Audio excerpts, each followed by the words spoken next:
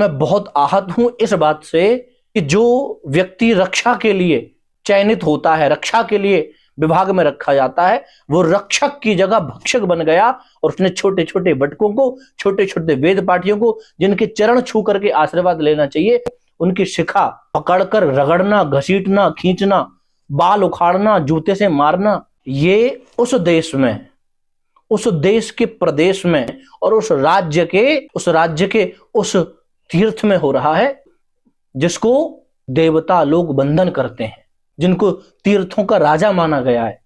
त्रिवेणी संगम के किनारे ये होता हुआ देखकर कौन ऐसा मानव होगा जिसके हृदय के अंदर इस बात का कष्ट नहीं होगा, इस बात का दुख नहीं होगा।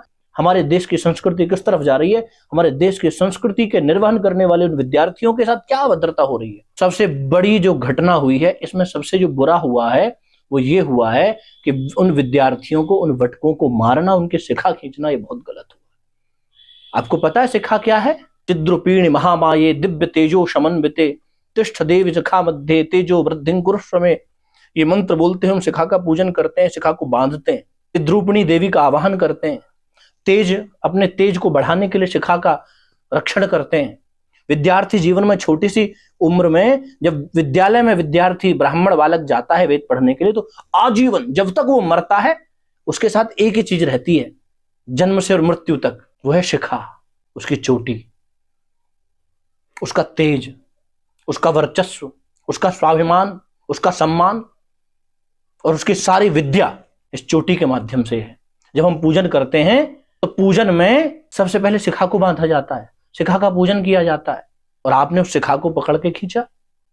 संतों का अपमान, ब्राह्मणों का अपमान, ये पीछा नहीं छोड़ता है कभी भी, ये ध्यान रखना। ब्रह्म बंधुर न हंतव्य आतताई वधारहण। श्रीमद् भागवत में भगवान श्री कृष्ण अर्जुन को यही समझाते हैं। जिस समय अश्वत्थामा को वो पकड़ के लेके आते हैं अर्जुन, उनके 5 शिशुओं को वो मार देता है, तो भगवान से पूछता है क्या करें? भगवान कहते हैं ब्रह्म बंधुर न हंतव्य, ब्राह्मण को मारना नहीं चाहिए, वो वध के योग्य नहीं है, ब्राह्मण पूजनीय होता है, ब्राह्मण को कदापि नहीं मारना चाहिए।